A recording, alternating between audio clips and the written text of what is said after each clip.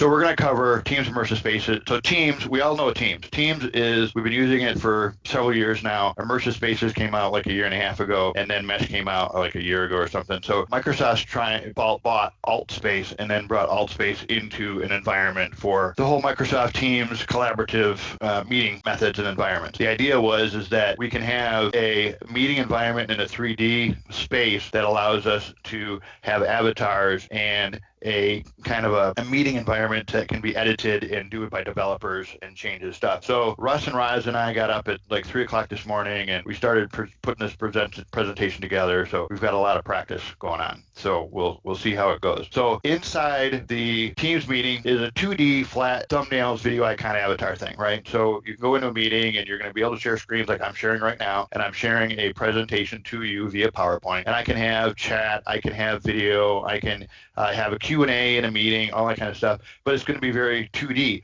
There's no 3D graphics other than when you look at like Hermane's avatar, that's an example of having an avatar capability in here. Now, thinking out loud, a big advantage of this is introverts. If introverts are, or at work at home, you're working at home, you didn't shower in the morning, you want to join a meeting though, you can join with your avatar and not actually join with your camera.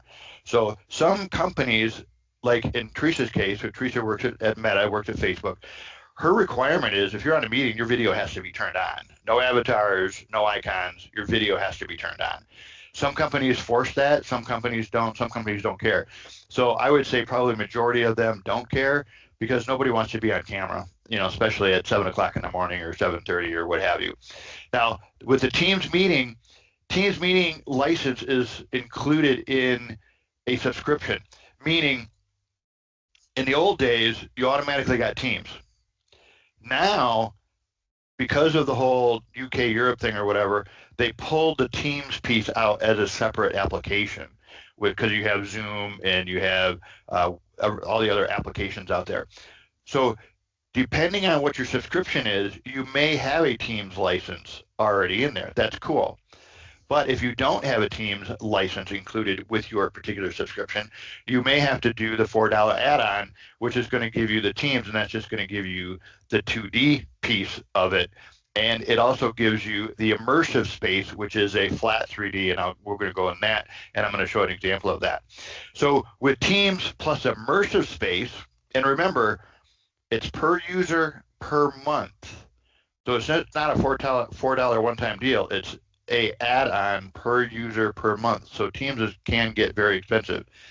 Teams plus immersive space says, hey, I can take a meeting, I can turn that meeting into a 3D environment, but it has a 3D, it has the avatars, and then if you can't, let's say your computer doesn't have the power, doesn't have the internet to be able to run immersive space, because immersive space is 3D, it's going to use up your CPU, it's going to use up your internet because we're sharing video.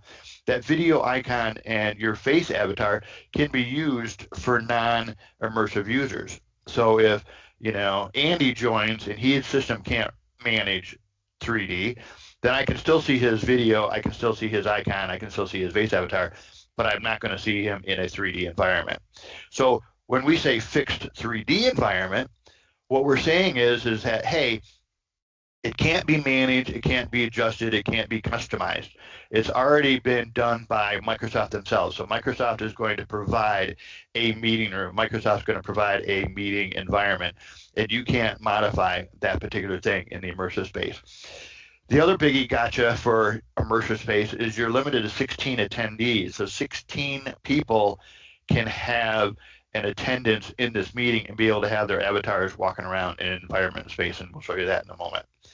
It's included with the Teams license. So this, at least, if you're paying the $4 or if you already have a subscription that has it, great. You have immersive space, no sweat.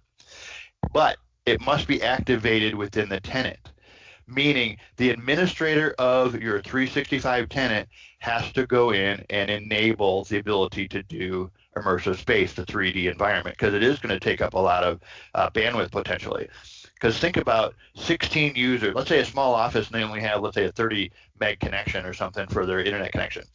if that small office of, let's say, 20 users, 16 of them could be in a meeting, but all 16 of those are going to be hitting the CPU and hitting of their local computers and hitting the bandwidth on their local internet.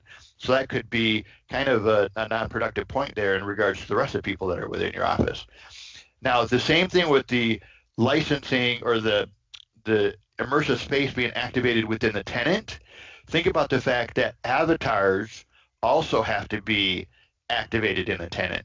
So just because her maid has her avatar turned on, that means that she's already enabled avatars in immersive space inside her Teams meeting or inside her tenant.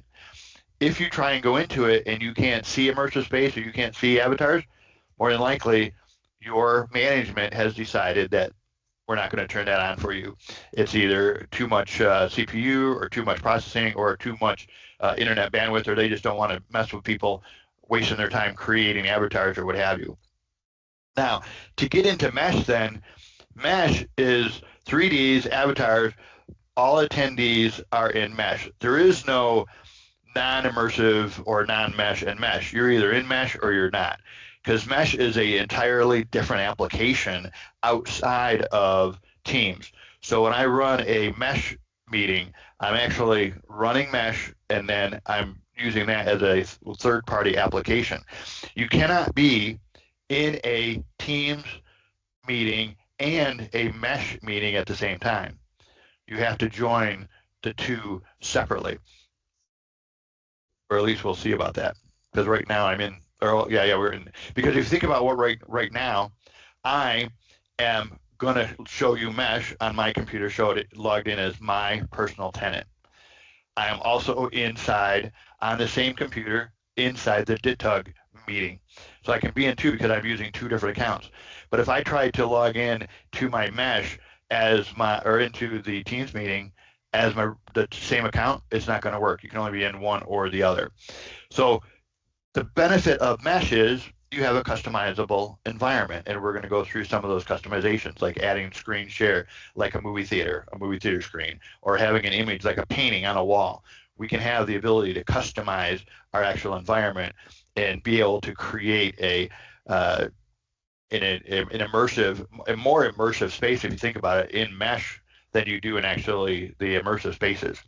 You can do 300 attendees, but there's only 16 attendees per room.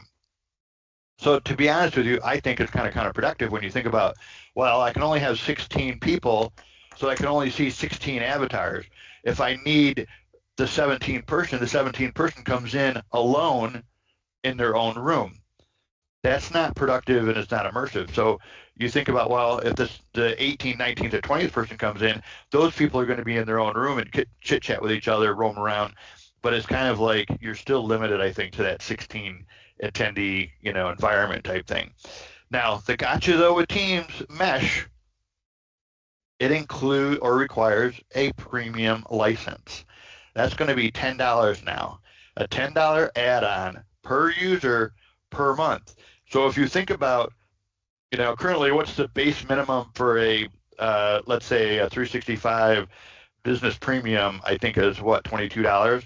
So if you take the $22, you add the $4, and then you add the $10, you look at that cost per month, it's getting quite costly out there, right? So it's going to be a very big management decision on whether you're going to use the Mesh environment. Now, currently, there's available a 6-month Mesh trial. Remember, trials are a one-time deal. If I install a 6-month trial for Mesh right now, I can't do it 6 months from now again. I can't even do it a year from now. You get one time per trial. And then the other benefit of Mesh is you can actually use it on a Quest VR. Meta sells their Quest VR. You can run it on a Quest VR and actually wear your headset and truly be in a 3D virtual reality environment with inside your Quest headset. And I've done that, and it actually is pretty cool. It's hard to demo, so we won't be demoing that per se. We know what a Teams is. Everybody sees Teams. You got those thumbnails. You have the icons. You have the avatars, what have you. In an immersive space, what we end up with is an environment that we are 3D in a full 3D environment. Okay, so if I'm in this environment and I'm in a Teams meeting, okay, and I want to share something, your shared screen would show up here on this little painting. Your people would show down here. Now, you'll notice the pink dialogue or the pink circle around this room. This pink purple indicates a environment space, a room space. Anybody in this space can hear each other talk to each other. But you'll notice that there's a fire down there. That fireplace is a different area. As I move out into that space, what then happens is I turn into a space and you says you're leaving the Teams environment. Now nobody can hear you.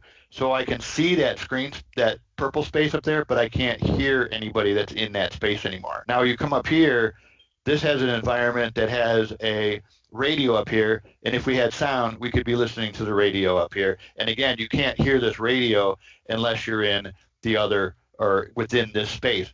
Now, that's called spatial sound. So if you're in a Teams meeting, they really ask you to use headphones that are non-Bluetooth and that are going to show you the example of when I hear something to the left, like if Russ is talking to me if on the left and Hermane's talking to me on the right, it literally sounds both left and right on your ears. And the environment there is trying to say, hey, we want to be able to utilize and get really, truly immersive in the space. Now, again, when we talk about the fact that this is already a Microsoft created environment and we can play cornhole games in here to be able to go in, I can zoom, and then I can go in here and I can toss this bean and then see how I'm going in there. So Hermane and I could be playing this game back and forth between the two of us in this environment because it was already created for us and it's fixed. So there's nothing going on in here. And as I move to different areas, again, I'm sitting here, I can hear the water flowing on the river out there. And these things. So I can have 16 people and you could have people mingling around these 16 meeting space or these 3-4 meeting spaces in here and each hear us individually. Now, if you were actually in this meeting, this is a wind chime and you would actually hear the wind chime music or sound per se coming across that particular thing. So when you look at this environment, we have a meeting space up here. So we have 1, 2, 3, 4, 5 meeting spaces. So people could move into any of those 5 spaces and have their own private conversation. So that's kind of cool, right? So if you are having a meeting and you want to have, little side meetings or side rooms, you could each go out there and do your own little committee and then come back and then have your back meeting back together again. So this is the immersive space, and this comes with Teams as long as it's enabled and turned on. And you can utilize this and move around, and this works as long as you're paying for Teams already.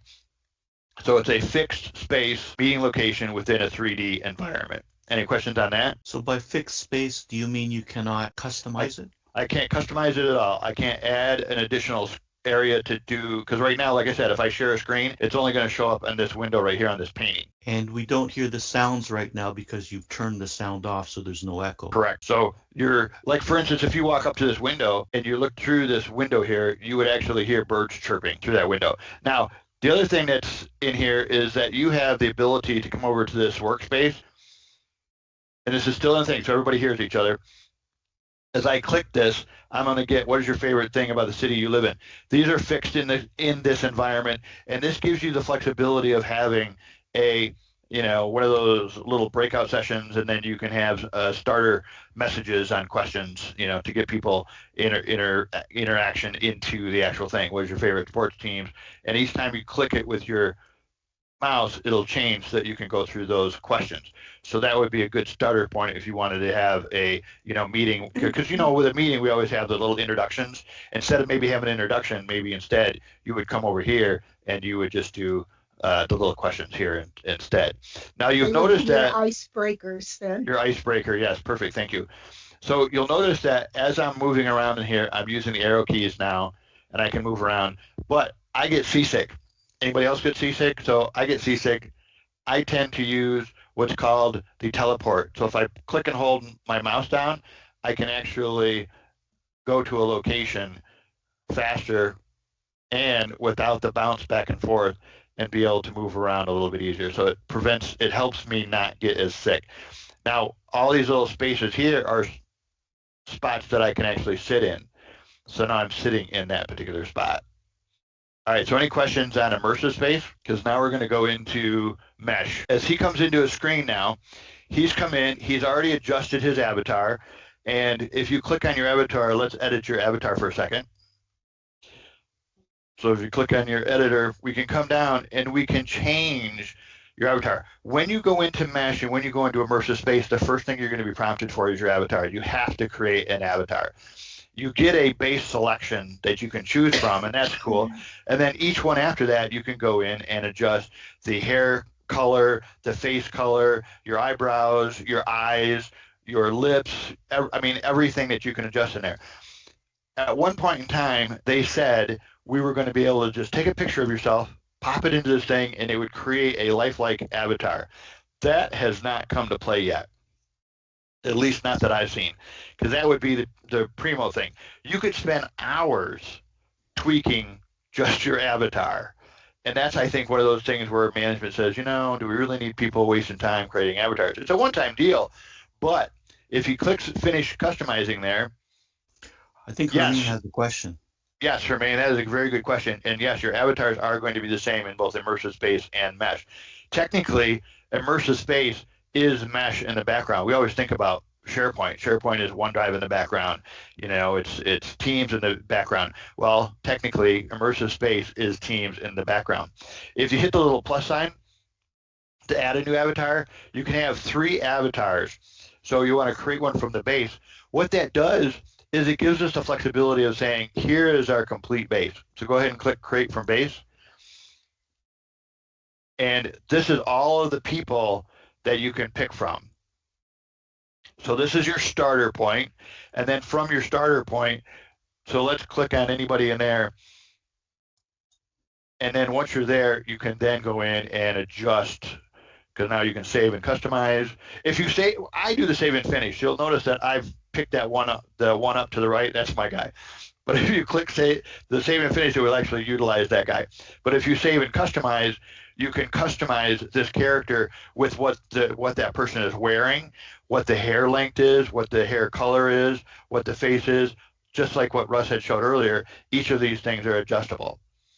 And like I said, you can spend hours going through and adjusting these kind of things. And you can have 3 of them. So the benefit there is, if I'm in a mood today, I can be in this particular, you know, environment, but if I'm in this mood, I could be in this particular environment. So I guess it really depends on what you want to do and who you want to be for the day. Okay, and then if you click finish customization, now that's going to be his person there, but he can now pick between which person he wants to be. Cool? Okay, so now we're in this, and we've created this Meadow Template 1, which is an environment inside Microsoft that we're going to be able to go in and have a meeting. Now, the benefit of Mesh is the editors, like Hermine is the originator, the presenter, the organizer of our Teams meeting. So she has control of everything. We go in and Mesh and do the same thing. Hermine goes in and as an organizer, creates the environment that she wants, and then once she creates it, we would then publish it so that regular users can come in and roam around that environment. But until we have it customized to the way we want, it's still going to be in a non-published format or in the actual draft template. So go ahead and customize template. And this will load up. And again, based on your internet connection, this is going to be slow or fast. And based on your computer processor speed, it's going to be slow or fast.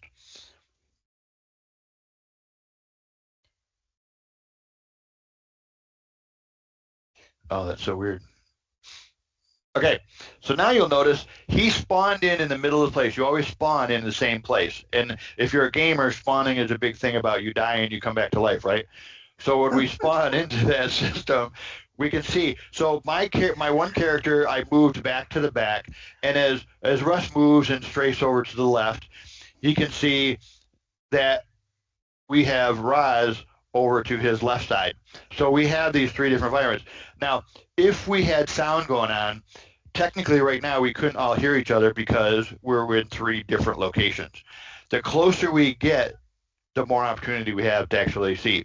Now, the benefit is, as you get close, notice how we look at Roz and we have her name on top of her. Because we're close enough to see that and we see that she's muted, we can do that because we're within a talking range. My character over to the right, you can't see the name because it's too far away and it's in a different room. So I could be having a conversation over there with somebody or by myself, and then Roz and Russ could have a conversation going in there. So as closer that he gets to me, boom, there goes the microphone, and now we see the name and we see the microphone. And if we were all talking, we could all hear each other right now. So somebody asked, well, how do I broadcast to the entire room? How do I broadcast to the entire room? Well, thank you. That's a very good question.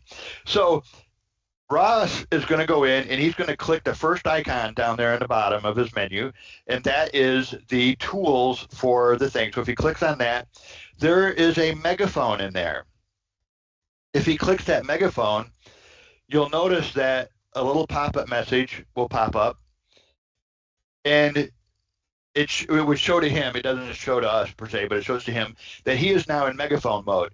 So now, in his case, no matter where he moves in this environment, we will hear him.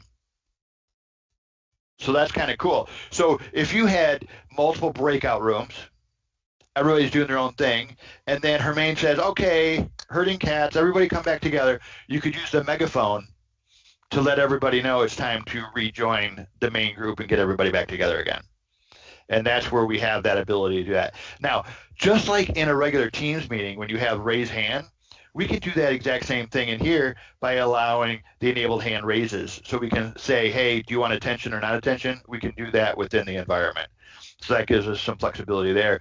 And then the mute icon and the share icon, we're going to come back to on that particular thing there. So this is where we're at in regards to moving around. Now, again, same thing. Arrows and the WASD Q&E allow you to move and strafe around the computer system.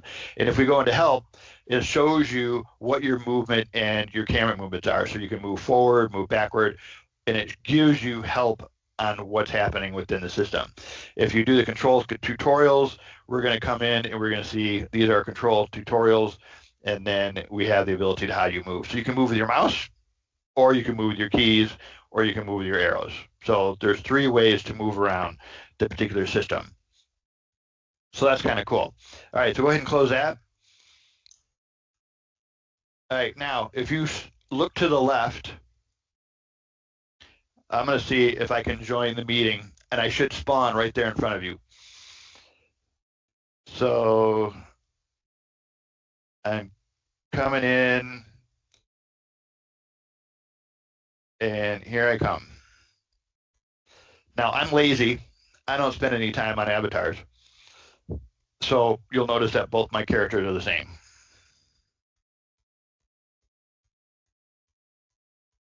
Yeah, see, now I'm on my screen. You can't see it, but it says unable to join. You have already joined this space from another location. Please disconnect from that location. So this would indicate, yes, that I'm logged in as the wrong character.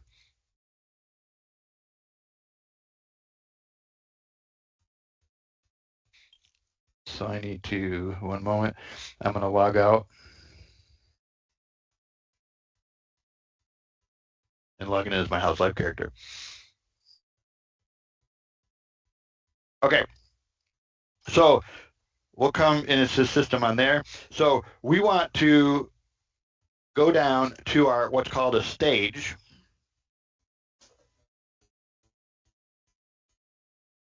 So if you go down to the stage, you'll notice that big blue box there with an arrow there. That is our shared workspace. That's our shared screen that we can have. So as Russ moves into that space, what you'll notice is we have a little stage, and we have seating locations for people.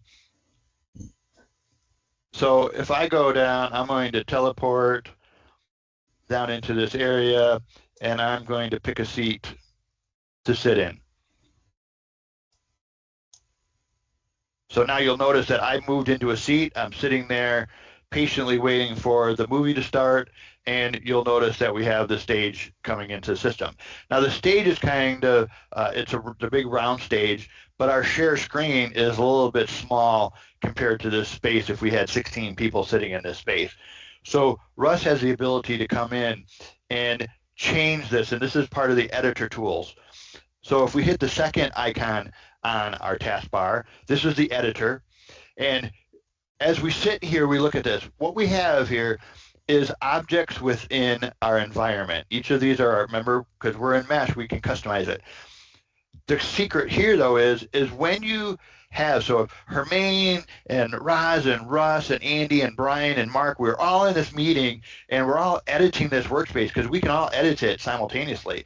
The problem is, how do you tell what the image is per person or what the actual object is per person? So you want to establish standards in regards to naming. So I created, or in this particular case, we said image. So it's an image and it's Richard's image. It's a screen share and Russ created that. So when you go in and you create, because it can be very convoluted, right? If all you had was screen share, screen share, screen share, screen share, how do you know which one's which? So we want to label them.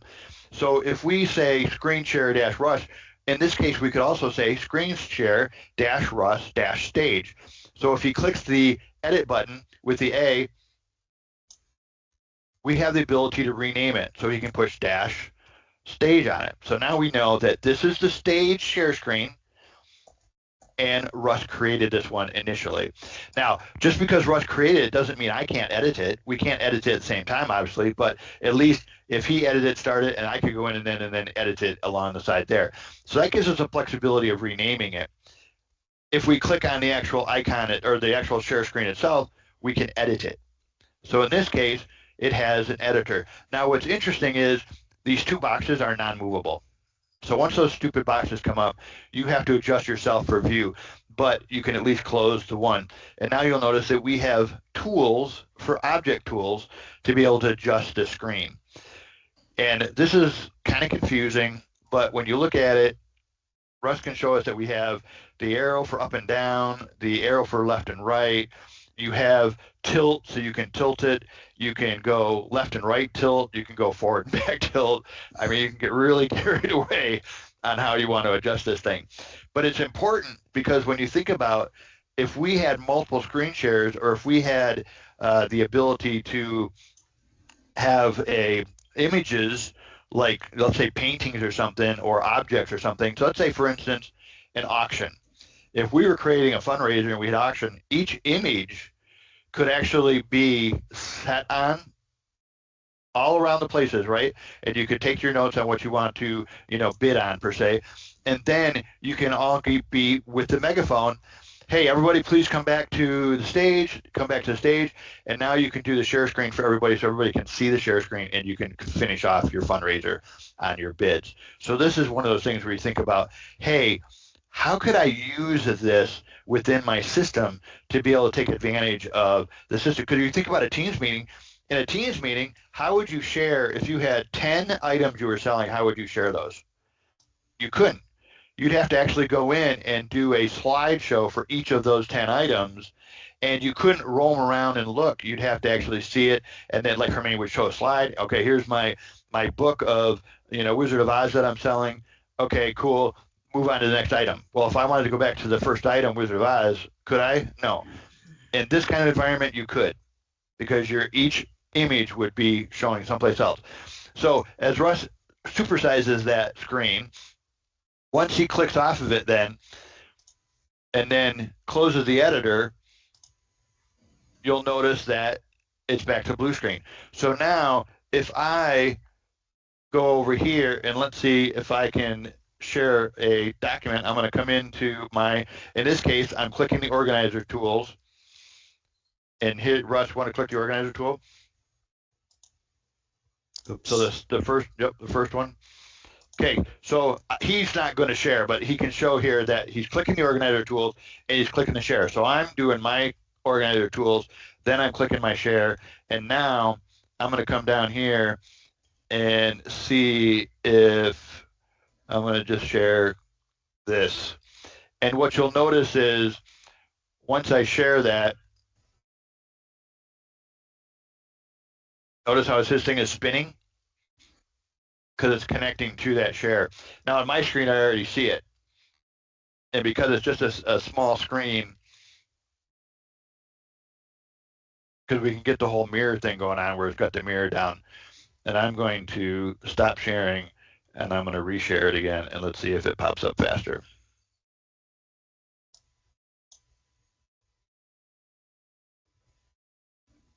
There.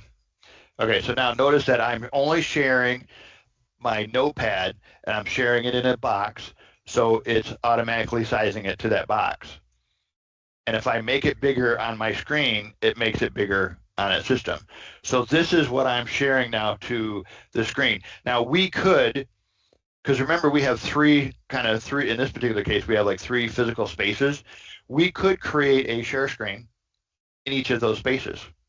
And when I share it once, I share it to all 3 of those screens. So you wouldn't necessarily have to be on the stage. If you wanted to be a snob and you wanted to go sit on the couch up in the upper level, you could sit up there and enjoy the same screen, because if we put a screen share up there, I think of it as a movie theater, a movie screen, that you'd have that ability to sit up there and have a chit chat together and then still watch the presentation or, my screen share, whatever going on in there.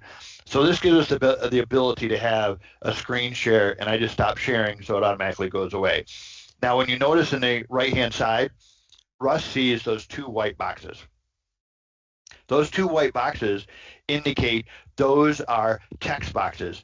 So when you go actually get closer to them, you'll notice that, ones I deliberately kind of screwed or cockeyed so that you show the example of how you can create a image but not have it actually correct in it. So it's going to be you want to spend time making sure that it's correct orientation, it's against the wall, it's not through the wall, because yes, you can literally push it too far, and if you let go of it, it's gone forever. You have to actually go in and delete it and then recreate it.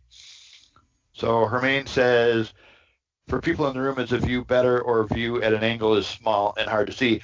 It's the same as what he's seeing right now. So depending on where you're standing depends on what you see. Now I could have made that text box as big as his screen share. Then everybody could see it from afar, right, from anywhere in the whole entire room. But if you want somebody to actually walk up there and see it, you want to make it a smaller screen to do the thing, because you can change the font size, you can change the box size, you can change the background color, all that kind of stuff that's built into the actual text image. So you might have a text area for signage, your screen area for actually a screen share, so you're doing a presentation or you're bringing everybody into the thing. And then, Russ, if we move over to my image, that's in the middle of the flat area. So he's going to turn around and he's going to move up the stairs. And actually, I tend to do this a lot. He's backing up. Because if you back up, again, you don't get seasick. Because you're not seeing it, jump all over the place. But as you keep backing up, keep going, and you'll notice that the back of my image is black. You technically do not want to put an image in the middle of the screen like we just did here. So he's in front of the image. So here's an image, here's a picture. Now when you're sharing pictures, here's another gotcha. The picture has to be within your own tenant, okay? And currently, as another gotcha in regards to Teams, I can't invite Hermaine from DITUG into this mesh environment because she is not in my To Connect IT tenant. Currently, mesh can be done by tenant only, so I can't invite guests to the tenant. That's why you'll notice that Roz and Russ have To Connect IT accounts. I've actually added them to my personal tenant. I have a 6-month trial of mesh, so we have the ability to have them in my own tenant. So here's an image. The image has to be within your SharePoint because it has to be shared within your tenants. So again, it can't be a public facing image unless it's on a public website or something that's actually free to the world, everybody can go to. So now, Russ, if you move around to the back of that image,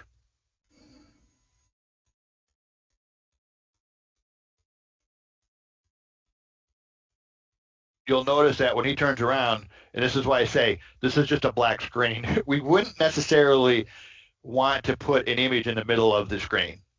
We'd want to put it on one of the back walls in front of the the view to the outside world or whatever. We'd want to put it, make it more sense so that everybody can see it regardless of whether their front. There is no back. So that's where we're coming inside from there.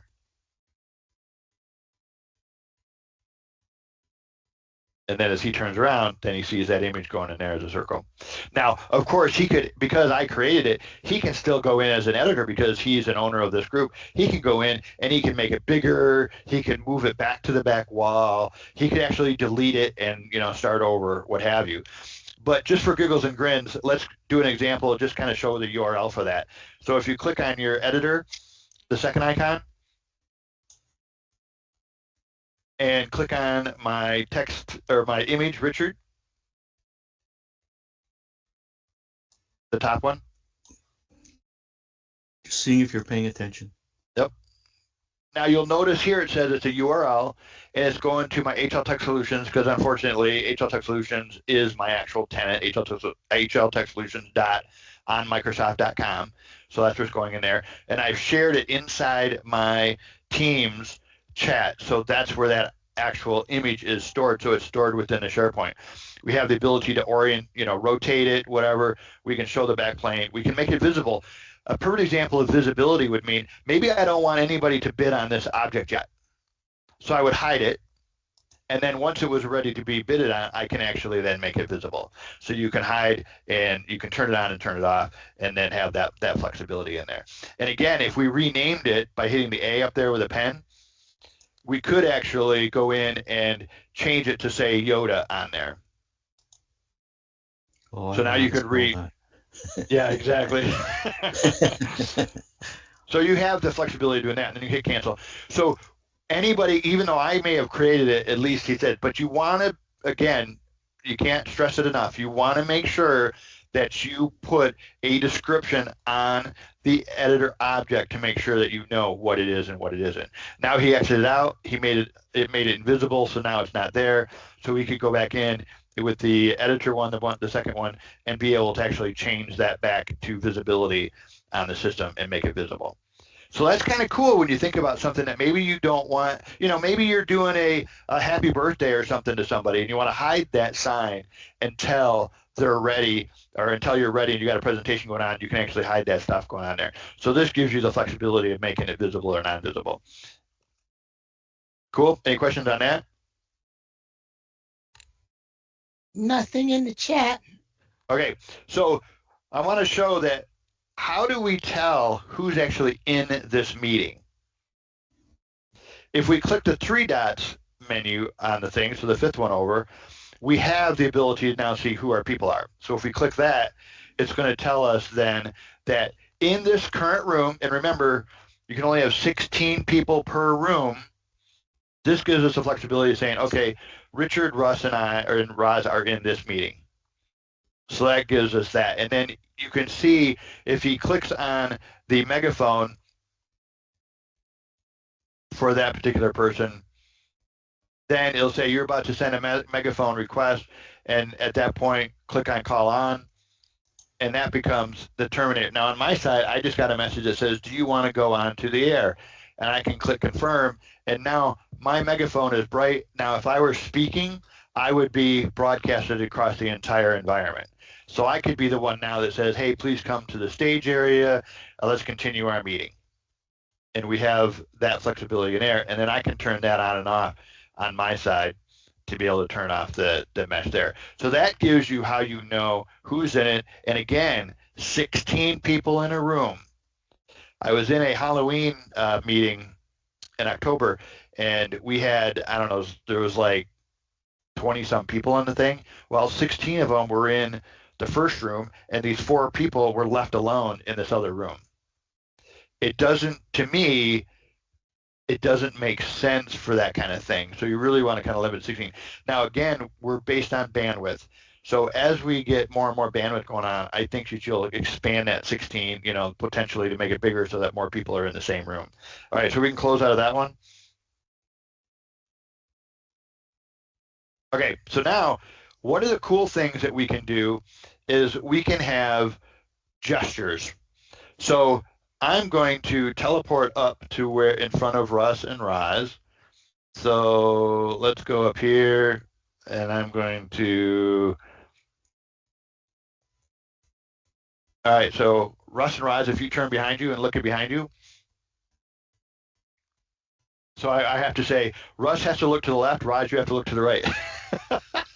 Okay, so here's my character. Here's my avatar. I'm looking at it. So as Russ hits the smiley face, those are our gestures and our reactions. So if I were to come in here and I hit my little, notice how I'm hitting the up thumbs, and I get the thumb with my finger, my avatar, but you also get the thumbs up icons above me. That's kind of cool, right? Okay, if you had sound, you would actually hear a bop for that. So each one of those things would have a bop.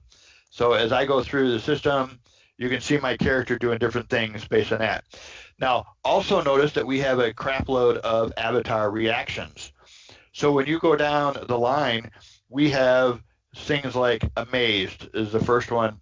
And you'll notice that when I go and say, oh, if I do a cheers salute, this is not a Nazi salute, this is a cheers salute. A chef's kiss. Boom. Okay, these are reactions that you have. And you have all across the board. So you have the smiley faces, and then you have the emoticons, the greetings, the celebration, the activities, the ASL, and then you've got miscellaneous ones for like, okay, I want to check the horizon as an example. Here's my check my horizons, and you can kind of see me doing that, okay? So those are the icons. So you get to see what I'm seeing. I wouldn't see it on my screen because obviously I'm doing it to the class, not the other way around.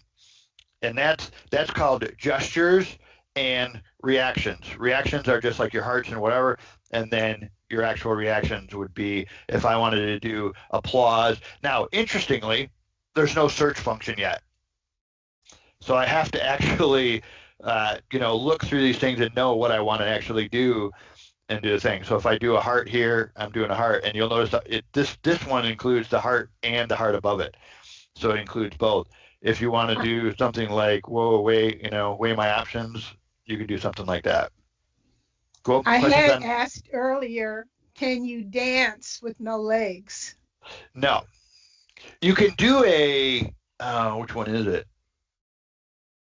You can do the robot.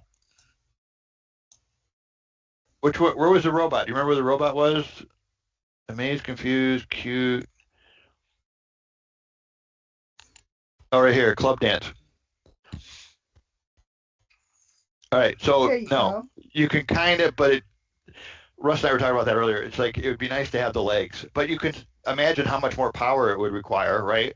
And how much more bandwidth to be able to do the legs. So that's where you kind of go like, okay. But yes, we do have the ability, and there is, here it is, the robot dance. So if you do, now I'm doing the robot dance. I would never do that in real life, but you can do it. You can do it inside of there. Go Roz, go Roz, go Roz. That's cute. All right, any questions on that? I mean, obviously we went through this pretty quick because the bottom line is we have an environment, an immersive space that is fixed. We can bring 16 people in. We can play cornhole. We can sit by the fire. We can chit-chat in different areas. We can chit-chat in different breakout areas, and we do that. We can take that next space into the mesh. Now, to me, obviously the 3D effect is the same, right? I got 3D character. I've got an avatar, what have you. But in the mesh side, we have the customization of the system. We've picked one of like 4 or 5 environments that they have. There's another environment that has 4 rooms. So each room has a conference table. So you could send, again, breakout rooms. Everybody goes to their own room, does their thing, and then come back to the center stage. Those are kind of the functionality and thing. but we have the ability to add images, screen shares, text boxes, stuff like that, videos. So if we wanted to create an ongoing video, like a YouTube video, because that's public, we could put that into a video on the screen and be able to share that with everybody, and everybody could be watching that YouTube video at the same time and enjoy that going there inside the mesh side. Now, again, for true 3D VR, if we use our Quest headset, we are literally in a VR environment. And it is VR. As you turn your head, you're looking, and it's 3D in a VR reality. I've had my headset for a year now, and and again, I get seasick, so it's a little more difficult for me to move around in my Quest headset than it is to just move around on this 2D screen that we're sitting on here to be able to view.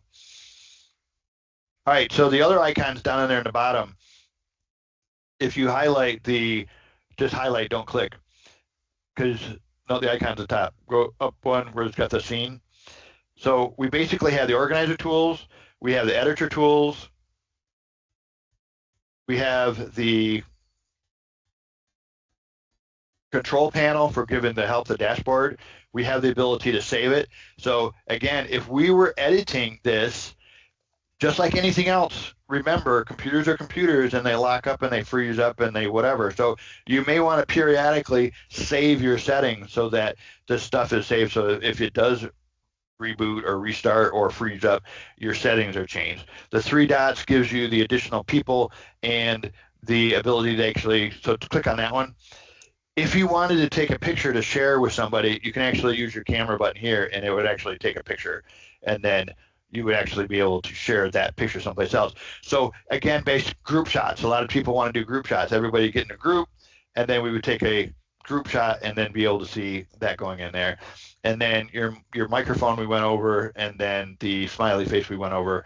And then we're not going to click the exit button, the big red button, don't click that one. But this would be a leave. When you leave it, it will actually also prompt you, hey, do you want to save this, or do you want to just exit out of the actual environment? So that's what we're going there. Now on the bottom below the menu, we see our status. We are in the template meadow. We're in the edit mode. And if he had his megaphone on, so go ahead and turn your megaphone back on. You'll notice that the indicator, so it goes to that one, click the megaphone, and then the megaphone icon should show up under his name for a second and show that he's in megaphone mode. So that's what you're doing on the bottom to show the indicators of what your current status is on the system. Your voice is being amplified, and now you are megaphoning. I had to turn my mic on for that to happen. Oh, okay. That makes sense. All right.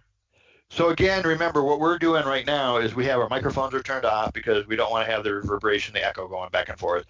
We have our microphones are within the Teams meeting instead of the actual 3D image, so we've got going into there. But I think the last thing I wanted to talk about is publishing. Once we, as you know, Roz and Russ and I, we've decided, hey, this is what we want our environment to be. This is what we want our screen share, where the images, where the text boxes are, or whatever.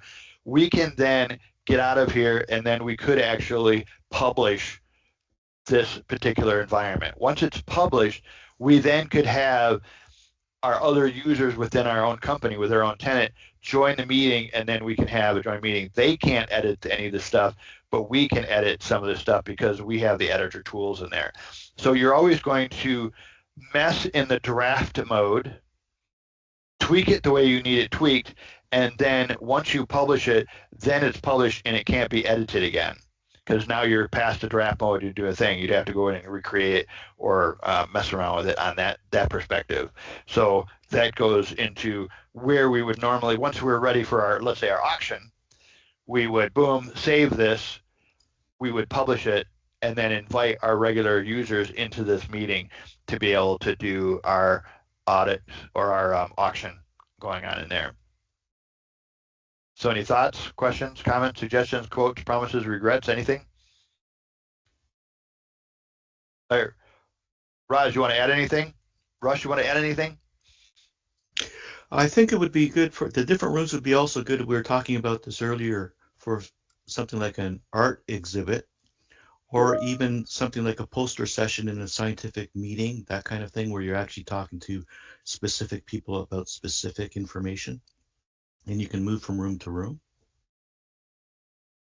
Now, this particular one doesn't have physical rooms, right? We can all see each other, but once you're in the different areas, you can't hear each other from those different areas.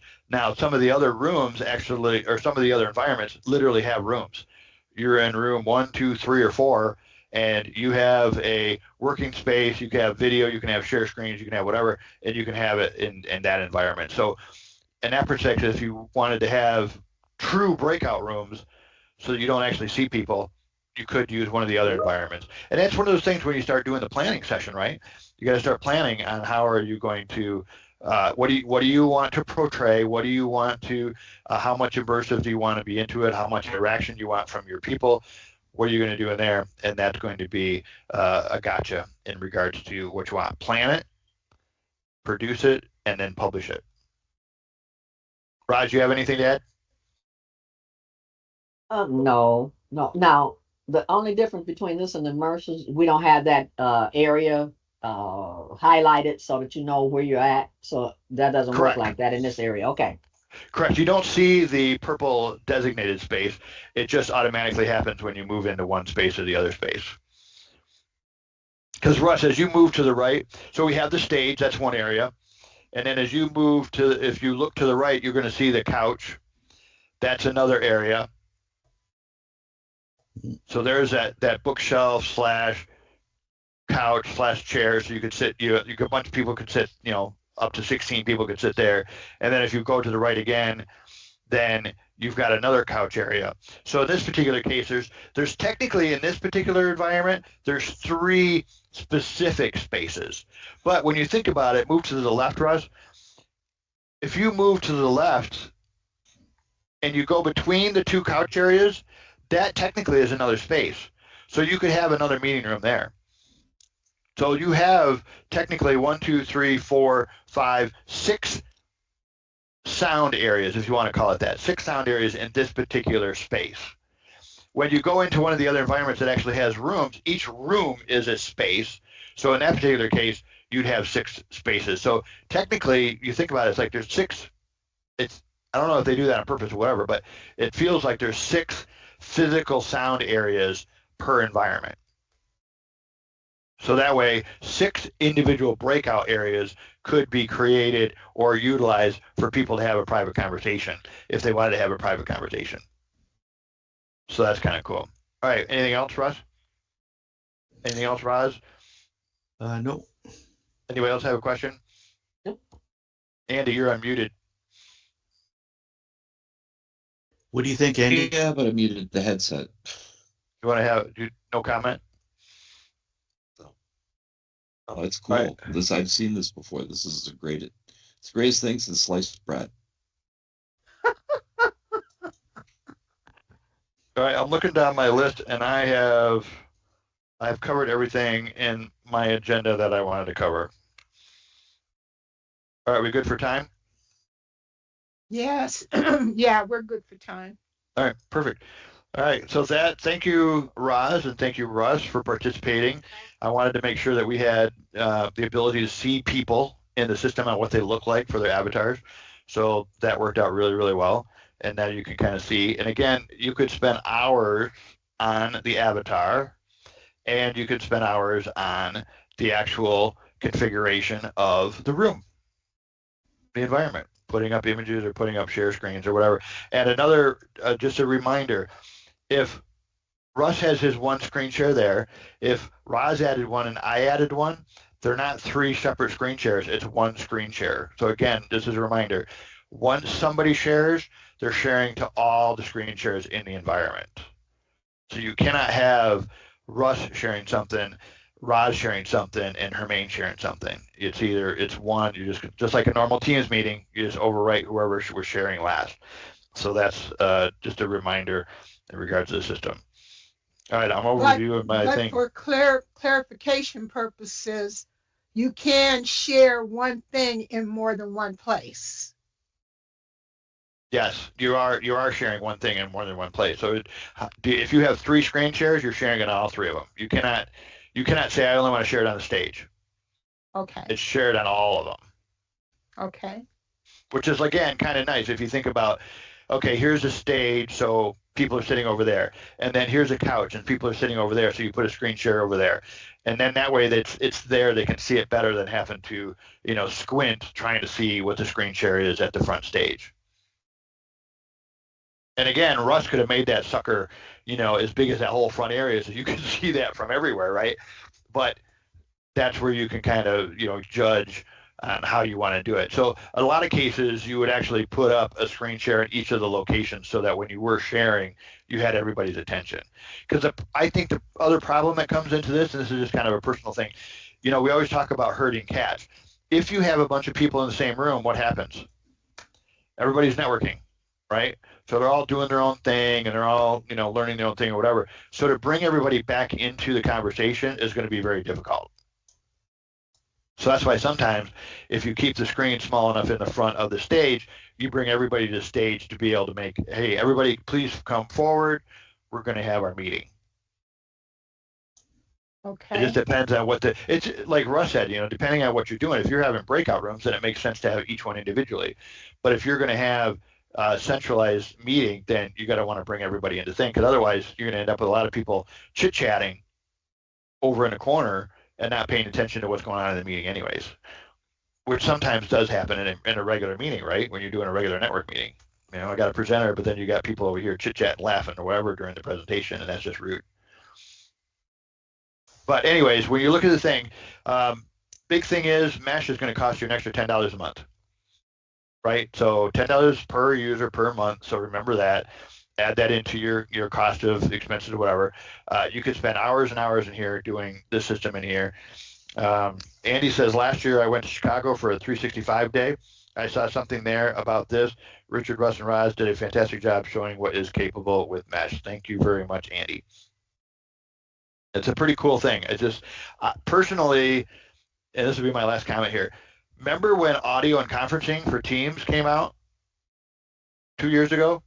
Yeah. Originally, it was going to be a $4 a month charge, kind of like the Teams. It was going to be a $4 a month charge, and they offered a trial. Every trial that I added to my tenants across my environment, I have like 8 or 9 tenants that I manage for my clients. Every one of those turned into free audio. So they never charged us the $4 per month. And now audio and conferencing is included in a Teams license. So I'm hoping that Mesh will do the same thing. Now, unfortunately, there's a lot more power and processing going on for this graphic stuff than the audio conferencing. So that may or may not come. But I feel, maybe next year, we will see Mesh automatically included, just like the audio and conferencing. All right. Thank you very much, everyone. Thank you, Russ, and thank you, Roz. And there is a bow reaction, so you could find a bow if you took long enough, but I don't know where it's at. I wish they had a search. It'd be kind of cool. Because if you look, it's probably in the 4th one with the characters or the guy up the top. Up one more, right there. Shortcut keys would be nice too. Yes. Yeah, there's not one in there. No. All right. At least in Teams, you can take your 5 favorite reactions and put them up at the top in a separate section. Exactly. Roz has got it. She found the bow? Take another bow, Roz, before I take over the sharing. Didn't look like a bow. It looks like it says go away. Which one was it?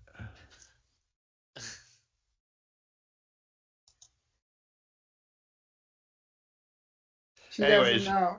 Yeah. Anyways, all right. Thank you, everyone. Appreciate your time.